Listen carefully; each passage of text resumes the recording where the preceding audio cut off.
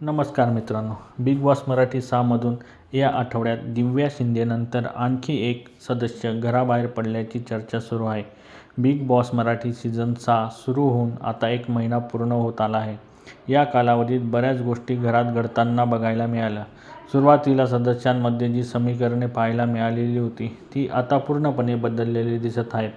Big बॉसमध्ये प्रेक्षक वीकेंडची आतुरतेने वाट पाहत असतात, कारण या दिवशी आठवड्याभराच्या गोंधळावर चर्चा होते. रितेश देशमुख त्याच्या भाऊच्या धक्क्यावर येऊन सदस्यांची शाळा घेतो. या आठवड्यात दिव्या देशमुख हिने अनपेक्षित एलिमिनेशन झाले. घरातल्या स्पर्धकांना जीवे मारण्याची धमकी दिल्यामुळे तिला तडकाफडकी घरातून हाकलण्यात आले. पण काल झालेल्या एपिसोडमध्ये रितेश देशमुख याने हे सुद्धा स्पष्ट केले आहे की आणखी एक सदस्य घरातून बाद होणार आहे. त्यामुळे या आठवड्यातून 2 सदस्य घराबाहेर जातील. यावेळी कुठल्या सदस्याला घराबाहेर पडण्याचा नारळ मिळणार याकडे आता सगळ्यांच्या नजरा लागलेल्या असताना त्या सदस्याचे नाव समोर आले आहे. या आठवड्यात बिग बॉसच्या घरातून ओमकार राऊत घराबाहेर पडणार असल्याचे बोलले जात आहे. ओमकार हा एक मॉडेल होता. त्याने घरात सदस्यांची मने जिंकलेली होती. या आठवड्यात त्याचे रोशनसोबत वाद झालेले होते. मात्र दरवेळेस सदस्य त्याला तू जास्त दिसत नाहीस किंवा फार सहभाग घेत नाहीत असं म्हणायचे. ओमकार राऊतचे मध्यंतरी विशालसोबतही वाद झाले होते.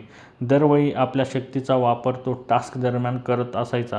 परिणामी त्याला आता बिग बॉसच्या घरातून बेघर व्हावे लागले आहे.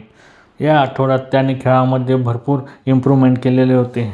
आठवड्याच्या सुरुवातीला जेव्हा आयुषने त्याला नॉमिनेट केले तेव्हा तो फारच भावूक झाला होता आणि अग्रेसिव्ह झाला होता. नंतर कॅप्टन्सी टास्कमध्ये तो चांगला खेळला होता आणि तो राकेश बापट ग्रुपशी पण लढला होता. जेव्हा सचिनला कॅप्टनशिप द्यायची वेळ आली होती तेव्हा.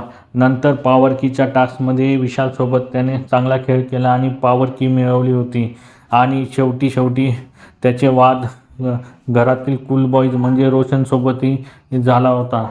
ओमकार राऊत यांनी त्याच्या कारकिर्दीची सुरुवात नाटकातून केली होती. 2014मध्ये आलेल्या टाइमपास या चित्रपटातून त्यांनी रुपेरी पडद्यावर पदार्पण केले होते. त्याने टेलिव्हिजन मालिकांमध्येही काम केले आहे. फ्रेशर्स या मालिकेत साकारलेली भूमिका कौतुकास्पद होती.